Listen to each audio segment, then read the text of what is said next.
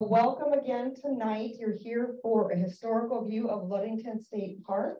I want to thank the Ludington State Park Friends Association for sponsoring this event. We really appreciate that. And I'm not going to talk too long because I know Jim has prepared a wonderful presentation. So please welcome Jim Jensen. He's the president of the Mason County Historical Society. So welcome, Jim. Thank you, Rebecca. Can everybody hear me in the back okay? I gave this presentation 2 or 3 years ago at the beginning of COVID. We didn't have anybody here, obviously, at that point. We had a few people online. And I don't know the number we've got online, but it's quite a few people that are joining us via Zoom today. But what I wanted to do is to take a look at how the Ludington State Park, which is such a significant part of our community, how it came into being. And I'm going to talk about that. We'll go through that, and we'll see how we get from the older days to that kind of thing. You know, the more modern look of the park. Let's go back and talk a little bit, if we can, about where I got some of my information from. Somebody asked me earlier how much time I spend researching. It's a lot. I enjoy it. I do spend a lot of time looking at things. The sources that I used for this presentation were these magazines and newspapers. And by the way, I look at newspapers. We're getting backfeed. Somebody needs to.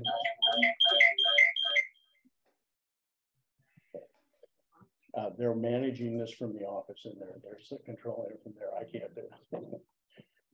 The newspapers I look at and that I prefer to look at are 100, 120, 140 years old. We have a collection here at the Research Center of newspapers that go back to the 1860s.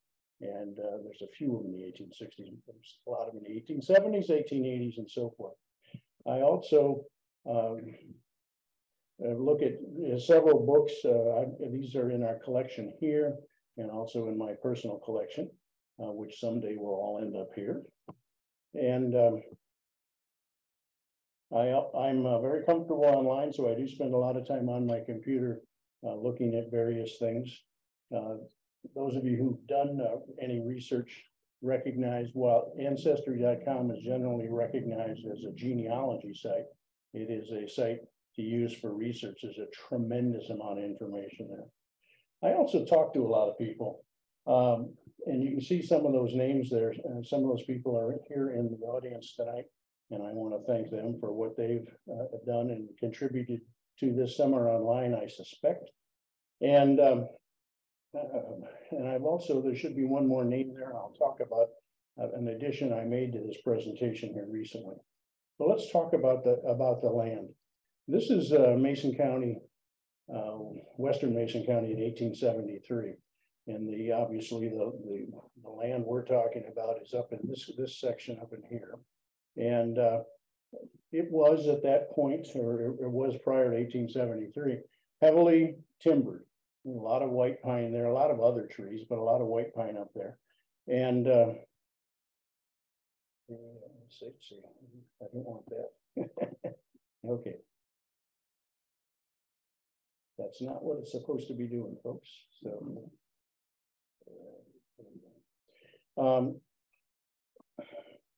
this is if you can see this talks of, this is 1904 an atlas, and you can see the fairly substantial parcels. The park is basically, you can see where Hamlin Lake is in the center of this plat book, and to the left of it is land that is now primarily Ludington State Park. And you can see it's fairly big parcels, many of it owned at this point, some of it by the government, some of it U.S. government, and some of it by some of the lumber people that were in the community. You can see the Cartier lumber at the bottom part of it. This is the south part of that there. And you can see Cartier lumber again owns a lot of this. And R.G. Peters, Richard Peters was a partner with Horace Butters in the lumbering business, primarily out of Manistee, but a very wealthy person.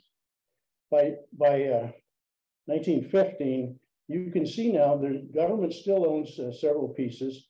There are some of it that is not assessed. And basically what happened with that, if you look up there in the upper left-hand corner, is once the timber was cut, what we had was land that had very little value, at least to the people, the way they thought about things back in 1915, because there was no more timber on it. And so that says basically they quit paying the taxes on it, and some governmental agency took it over. This is the southern part of that. You can again see R.G. Peters and Butters is involved in some of it. You can start seeing some of the, at this point in 1915, some of the early resorts that were being built out there. You look at the bottom of the lake on the left-hand corner there, that hotel is Piney Ridge. The Sabo Inn is also located in there between the South Bayou and the Middle Bayou on the other side of Hamlin Lake. So this is what was going on there, but there was still a tremendous amount of land that wasn't being utilized. And this is what, at least what I found fairly recently, what the park looks like. The land, the dark part is the park. The center portion there is restricted access, restricted in terms of hunting and so forth. One of the things that's I think a disappointment to all of us is in the bottom of that there, you can see a section that frankly ought to be in the park, and it's not in the park. And we've been trying for some time to work out an arrangement with Sergeant Sand to get that into the park. That didn't happen the last time. It came close, but it didn't happen, and we'll try again at some point. Let's talk about what was there before. The village of Hamlin, there were lumbering villages all over this area. One of those was in Hamlin. Hamlin, by the way, if you want to see the picture that the man that was named after was Hannibal Hamlin. Take a look at the beautiful mural we've got out in the next room. Hannibal Hamlin was the vice president for Abraham Lincoln in his first term. And the man who controlled everything at Hamlin and also controlled everything at Lincoln, which was the village just north of, or basically where Epworth is, but primarily on the other side of the Lincoln River and Lake there, was a guy named Charles Mears. And he really believed in Abraham Lincoln and Hannibal Hamlin. So he named those two villages after those people. What was going on out there was this. It wasn't the state park, but in the early days, there was logging going on. There was a mill at Hamlin that owned by Charles Mears, and the logs were cut in various places, floated down the Sabo River, brought over to the village of Hamlin. These are photos primarily out of our collections here at the Historical Society. I generally put on the bottom of each of the slides the source, so there you'll see some other names. This is the life-saving station at Big Point, Sabo. In the late 1890s, this one actually was published in the Ludington Daily News. I wish I could find, and I will at some point find a better photo to share with you. But the life-saving station, we would call today the Coast Guard station. There was one there at the mouth of the river where it entered into Lake Michigan, which, by the way, is not where it enters into Lake Michigan now. We'll talk about that also. This is the village of Hamlin. You can see the present dam marked up at near the top there. And if you look down there, you can see several things. You can see where the village was basically located on the north side of the river there. There was a boarding house. And by the way, my article this week, that'll be published on Saturday, is about boarding houses, where these people lived that worked in the mills. You can see the names of some of the homes. There was a school there. There was a cemetery there. This was a prosperous village. They were making money. Charles Mears was. The channel as it exists right now, you can see there were old docks there. The road has been changed from where you crossed the river, but the and I'm going to step away from the camera. Sorry for those of you online, but I want to just tell you, originally, this is where the South River came up. Okay, and what Charles Mears did was change that because he understood there was a better place to have it exit. And the life-saving station, the Coast Guard station, was further to the left of that. And the reason it was there is because that was where the river came out at that point until Mears changed it. I don't know the exact date, and maybe some of you remember when it was changed. It was changed here in Ludington around 1859, 1860, and it probably was changed. The Ludington Channel's been changed. The Pentwater Channel was changed also by Charles Mears. This is what the village looked like, however, after the dam broke. And this started changing things. This one happens to be 1912. How many did we find, Ned? 3 times? 5 times it went out, okay? So this one happens to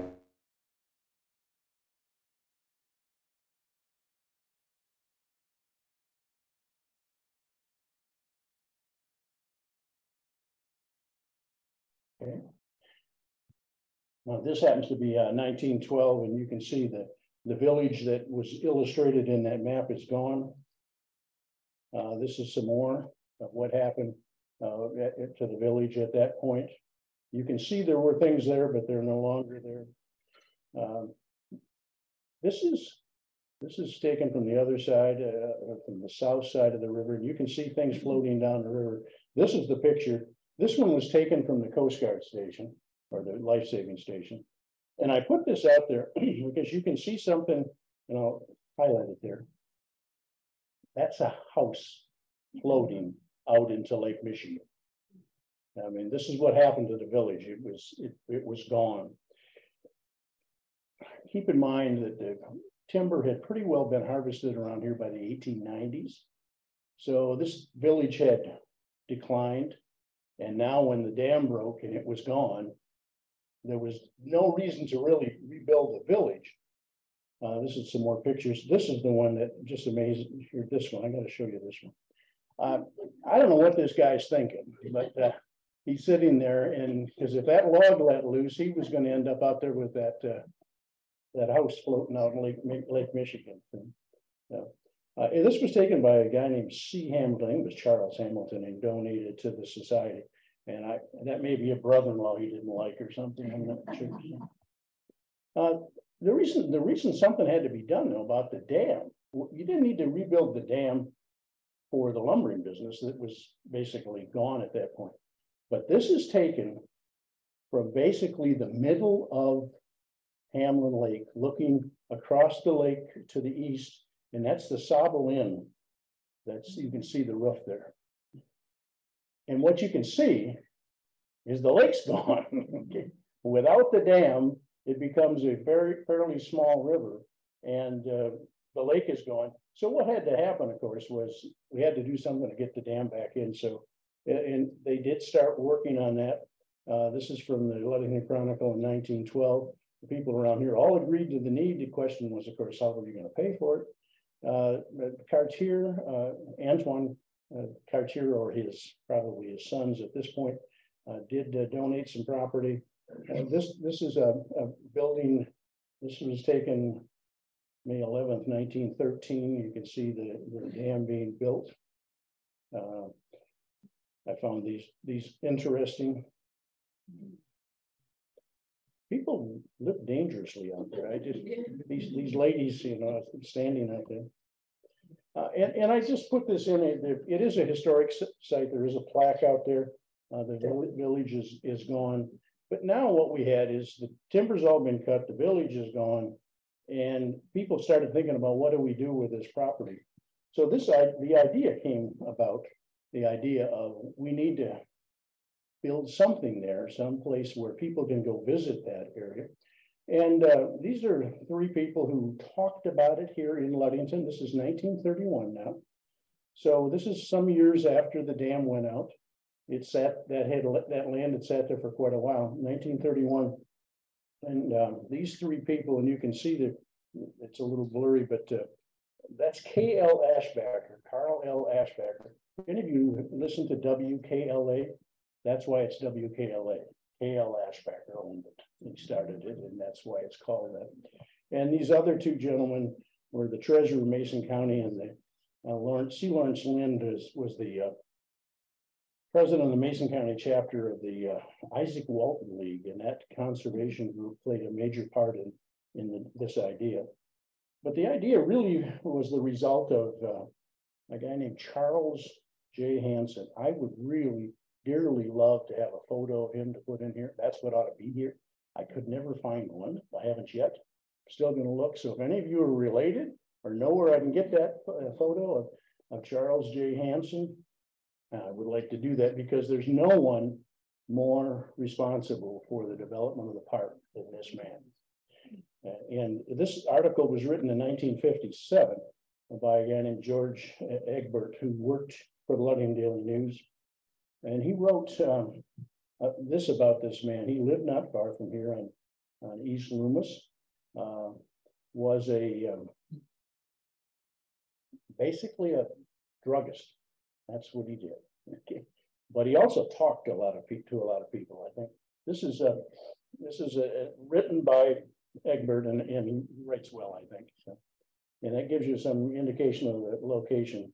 First on South James, and then where Timbers Prime is, that's where his drugstore was with his Hansen. And as it indicates there, anybody who would enjoy hunting and fishing, they'd stop in and talk to him. And there were a lot of conversations that went on there with this guy.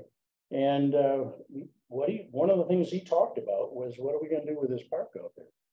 And he, shortly after the First World War, he began, as Egbert calls it, his one-man campaign to develop that area out there. He wrote an article in the Outdoor America, which is the magazine of the Isaac Walton League, that conservation group. And he talked about this site, and he talked about what his idea was and what we ought to be doing here. And I don't know if Charles Hansen talked that way or whether Egbert wrote it that way. You don't see a lot of things with drink deeply of the ozone-laden atmosphere and the pungent scents of pines. It's flowery, but it maybe expressed exactly what Charlie Hansen thought about that area. One of the things he did was he reached out to the State Department of Parks, and contacted P.J. Hoffmaster. Many of you know, down in Muskegon, there's a park down there it's Hoffmaster State Park, named after P.J. Hoffmaster, who was the head man for the Park Services here in Michigan at the time. And they went out there, they climbed the dunes, they looked out over the lake, and the quote is, this last quote there from Hoffmaster is, "This is magnificent. We must have this area for a state park." So it was Charlie Hansen that convinced at least this guy, Hoffmaster, that ought to be a state park. And this, however, published in the Daily News at the same time. There were people here in Ludington that, it's sort of I'm here and I don't want anybody else here kind of thing. Okay. That didn't last real long, because what happened was Hoffmaster actually went and met with the predecessors of the current Chamber of Commerce and convinced them that this was in their best interest and the best interest of the community. And so that conversation was held in November 1925 here. He came in, I suspect it was held at the Stearns Hotel, which was where most of the meetings of that type were held at that point. He was only 20 years old then, instead of 120. It did get endorsed by the Trade Bureau, which is the Chamber of Commerce here, after this address by P.J. Hoffmaster. And they were able to convince the federal government to deed the land, those parcels that I showed you earlier, to deed that land to the state. So the state now could be starting to gather land. They didn't have enough to do all of this, but this process was started in 1926. And the state released $10,000 to Sable Park. It wasn't Ludington Park. It was Sable Park was the original name that they were thinking about calling it. So in 1931, the state released that. Also in 1931, the local committee, the Chamber of Commerce, really got behind this and really pushed it. So it completely turned around in a few years, the feeling. And this was written in 1931 by Egbert, he may have been as strong as backer of the Ludington State Park as Charlie Hansen was. But this was going through all the channels with the state. So this is 1932, and they did finally agree to the name that we all know it, right? Ludington State Park, in 1932. And in 1936, it was dedicated. And there's several parts to get to it. I'm going to come back to that. I just thought I'd show you this. In 1936, it was dedicated.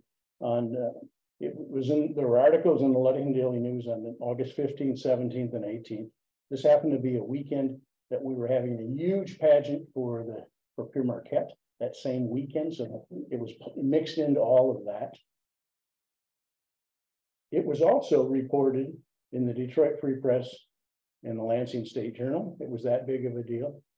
It was also reported in the Cincinnati Enquirer and the Louisville, Kentucky Courier Journal. So this was a big thing that we were doing this here in Ludington. One of the challenges, though, was the old, you can't get there from here. Well, that was the situation. There was no road to get there. Everyone who had always gone there had done it by boat. All the people who went to work there went by boat. Everything that came out of there, all the lumber, all the timber, everything came out of there by a boat. You could not get there from here. And keep in mind, by the time this thing, we're talking about 1930s, automobiles are becoming a big thing, but you couldn't get there. This is a very nice drone video taken by Andy Cleveland. And I show it to you because we all know this wonderful road there that's in the middle of this thing. On the left-hand side are jetties designed to stop the erosion, and that became a major issue. We'll come back to that. But if you look over to the right, that's what people had to go through to get from Ludington to the park. So there were some real challenges back then. So one of the first things that had to be done before you could really even build the park, it made no sense to build the park if nobody could get there. So you had to build the road. So the state approved the State Park Road. That's 5 miles, they called it, from Ludington to the Hamlin track. That section out there. And remember, that's land that was purchased, donated, and so forth, put together to form the basis of the park. In 1931, they ordered the building of the road. In 1932, they authorized the road. In 1933, they started the work on the road. In 1933, later that year, they completed it. Okay, they completed the road, and then they regulated it. Yeah, it seems funny. But what happened was, it was such a nice piece of new road that people would sneak onto it and go flying up and down that road, and it became a hazard. So the state, after they made this investment and built the road and opened it up and had a big ceremony, almost immediately they prohibited driving on the road until they could control it better. But it became, and here's Egbert again with his flowery language talking about this road. So we now have a road there. We have an agreement. This is Ludington State Park. We have an agreement that we have a road to get there. but we don't have anything there. So how are we going to get, how are we going to build the park? And this is where the Civilian Conservation Corps comes in, the CCC. This is one of the alphabet agencies that Franklin Delano Roosevelt developed. And this was designed to provide employment for young men who were unemployed and needed not only some source of income, but needed something to do so they didn't become a problem. My father actually worked for some point for the CCC, was part of that. And talked about shoveling, and not at the state park, but shoveling and taking sand dunes and removing sand dunes with a lot of guys with shovels. So this is, they came here, company 1666 arrived in Ludington. This was in the Ludington Daily News in 1933. Camp Custer, by the way, is a camp near Battle Creek. That's where they came from, not Custer, Michigan, but down by Battle Creek. This is what they built at the park. This is a company 1666. This is their headquarters there. I don't know who the gentleman is in the front, but he has those riding breeches. They're are quite wide, I think. So this is another view of the camp. These all came out of our archival collection, and this is the camp, and these are the people that were going to build the park. You needed to take some of the trees down. You needed to build the trails. You needed to build the camping areas. That you needed to do a lot of things so that you had a park. And these are the people that were brought in to do it, these young men. And so these are some of the things they were doing. This is another view of that. Interestingly enough, you can tell automobiles around because this one right in the front's got a no parking sign.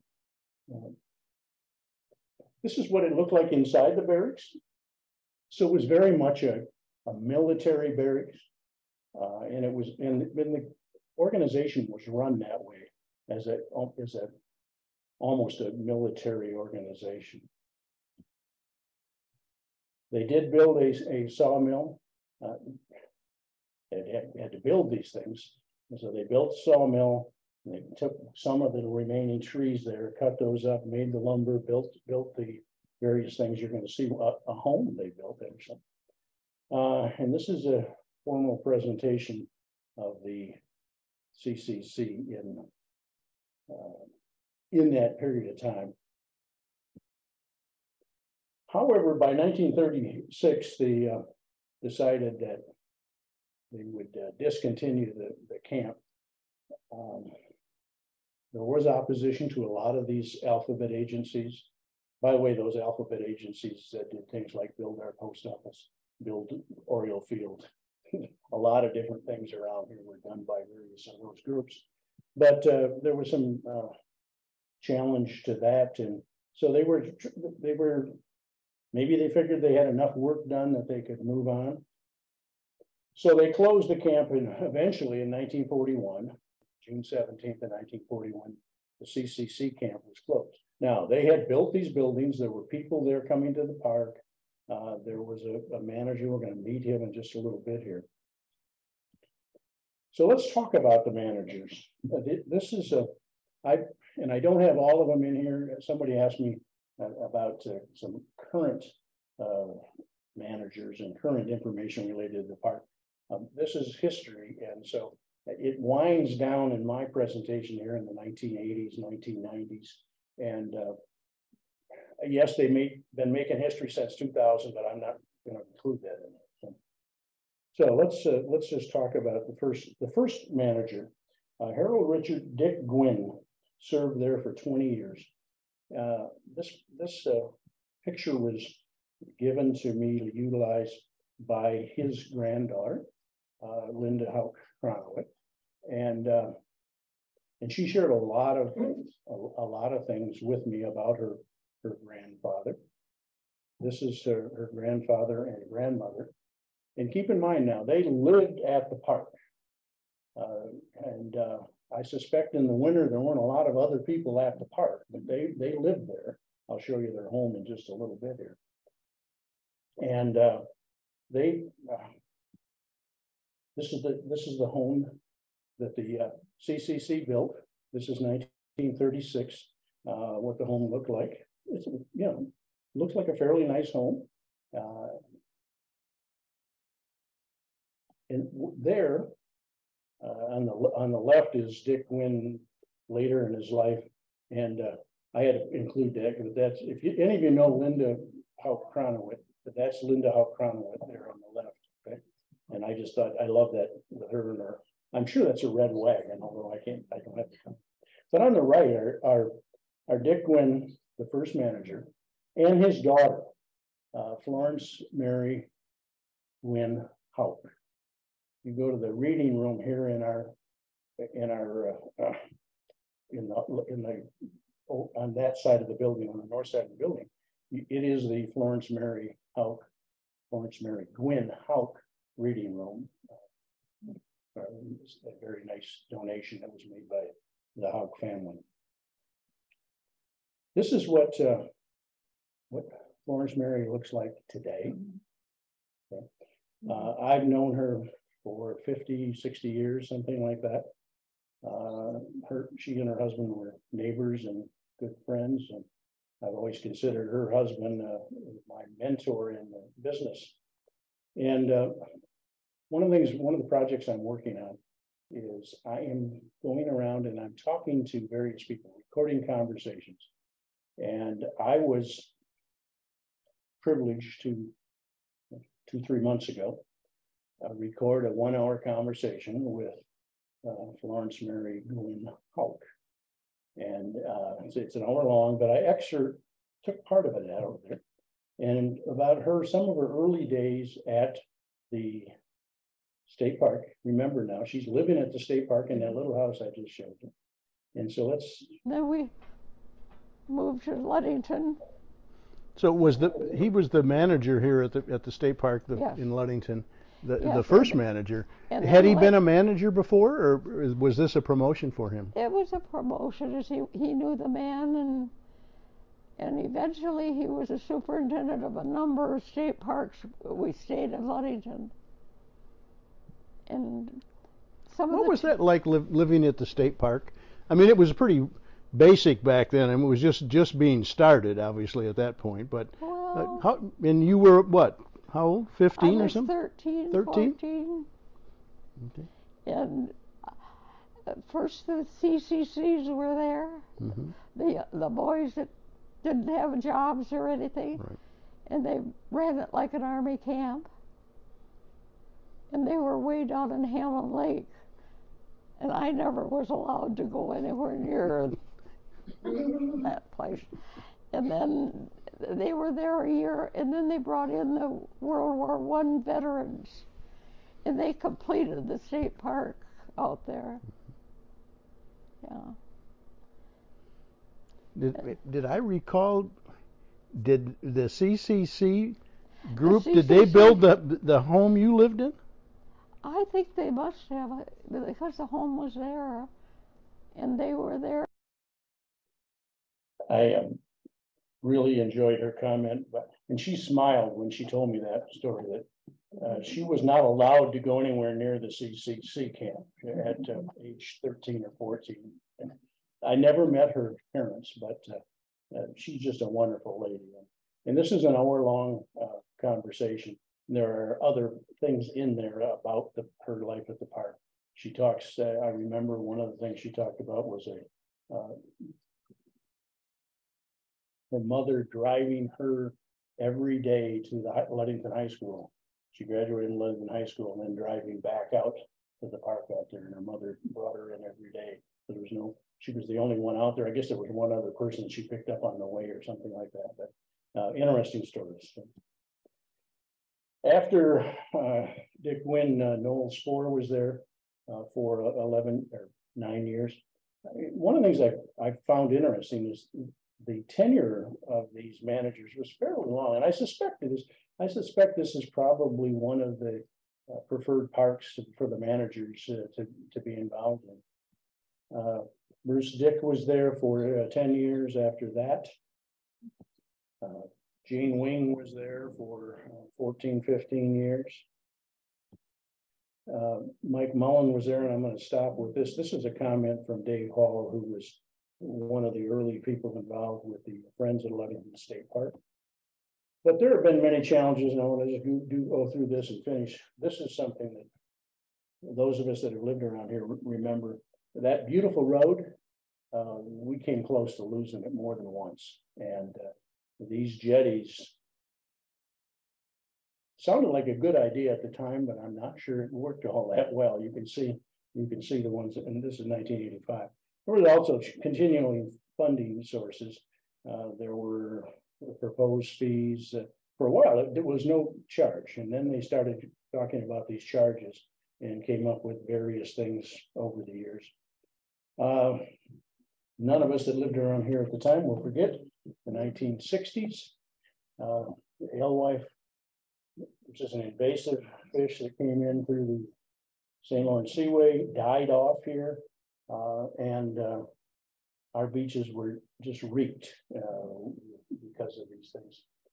However, it led to the introduction of the salmon, who love to eat these things. So I don't know. It was for a few years. It was really a bad thing. I was surprised at this. I didn't know this, but there was a move in 1970 to allow dune buggies to run all over the dunes out at the state park, and there was a lot of opposition to that, and eventually it ended. The other thing that happened in the 70s, we had a lot of vandalism around here, and they stole the sign at the state park in the 70s.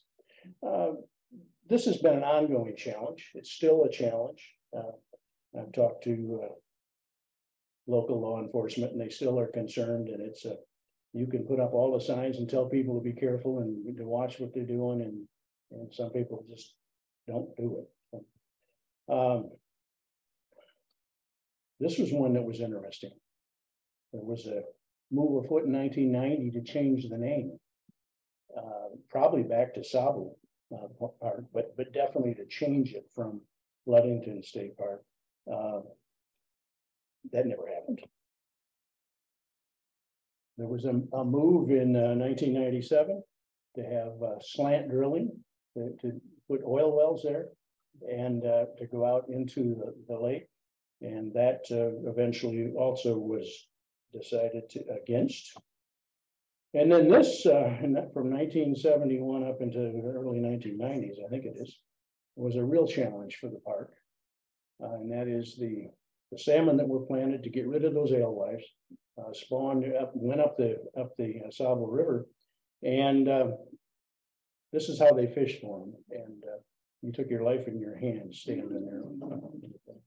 And by the way, they were snagging it. There were hooks flying all over the place. And eventually in 1992, it ended, fortunately. The park's been very fortunate, though. They've got real good friends. Some of those friends were campers. Thank you, Jim, for this. This is I'm thinking 1930s, based on the automobiles, campers that came there. You can see it's almost all tents. There's no big RVs coming and so forth. By the 1990s, the equipment's changed, but the people sitting around talking and enjoying that park hasn't really changed. They still are enjoying the thing. There are swimmers on Hamlin Lake. There are certainly beachgoers out on Lake Michigan. I want to compliment those who were involved with it, but the renovations to the bathhouse there are significant and really appreciate it. This lady, I love this quote.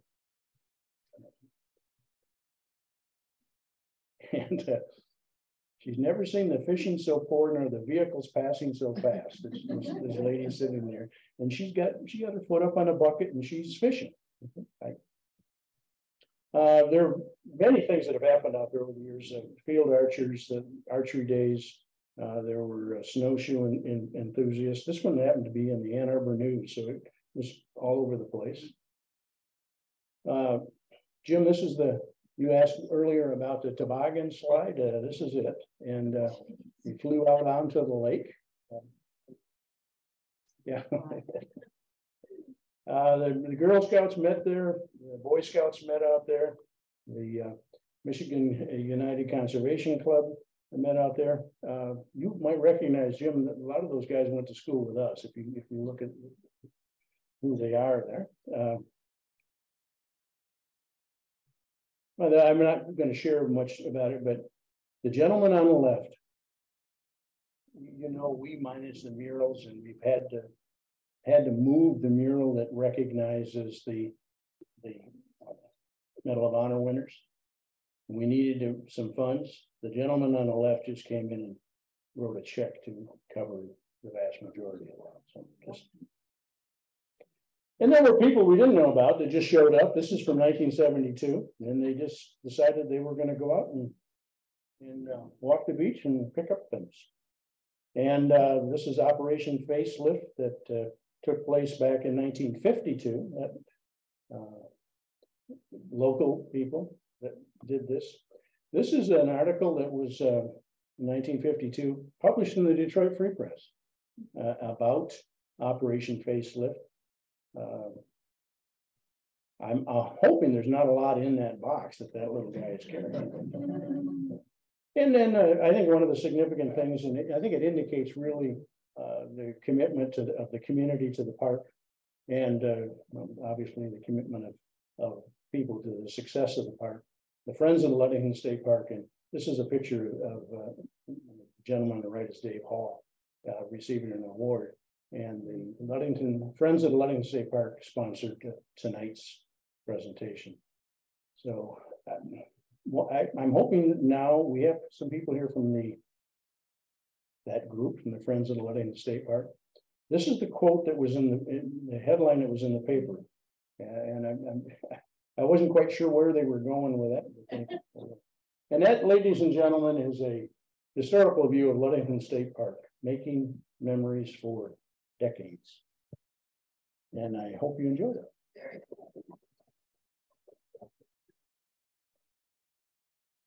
I'm sure there are people in the audience who can answer some questions. I'm not sure I can add a lot to this, but if anybody got any comments or any questions, I'm happy to hear this. Yes. To the Jensen, the maps early, there was a parcel of land that was owned by Jensen. The answer is no. Jensen is the most common name in Denmark, and so there. If you're Danish around here, there's a lot of Jensen. By the way, there's a lot of Hansons, which makes it not difficult to find Charlie Hansen pictures. But no, that's not my property. Anybody else? Yes, Patrick. Jim, two questions. The first one is, in your research, you come across any cemetery within the state park. I really did not. Jim, you have anything to add about the cemetery there? I know you've done a lot of work on the cemetery at Lincoln. No, I'm sorry, Patrick. I did not. Okay. My other question is, on the Piney Ridge, on the kind of the north west side of Piney Ridge, there was a flat, a very small lot, and I'm sure some people in the room are familiar with. I'm curious in terms of when that was laid out. I don't think it ever necessarily took off, and I only became aware of it. Friends of Ludington State Park acquired 2 lots in that back in 21, donated them to the DNR. Did it at the request of the DNR. They had come up with tax sales, so we acquired them. Went through the process of donating to the state. The DNR is still acquiring some of those parcels. They acquired more this past year or so because it's within the boundary of the state park. But it was a whole, the lots were really small. Right. I do have some information. I can't recall all of it.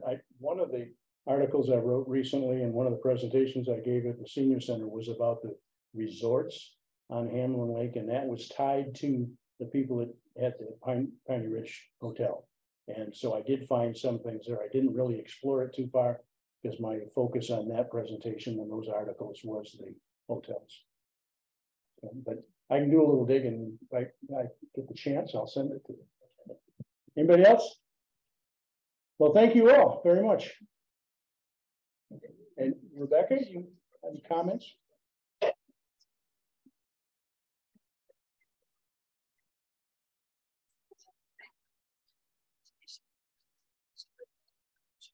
Thank you again for coming. This concludes our winter speakers series for the year, but we have all kinds of events planned for the summer with Ludington Festival Centennial. So keep in touch with us. We have membership information out there. We have information on our website. Lots of fun stuff going on. We'll be opening the museums May 6th. So the Village and the Maritime will open up May 6th. They'll operate Tuesday through Saturday through October, and then we have just all kinds of fun stuff. So keep in touch. We are glad you could make it here, and we hope spring comes soon.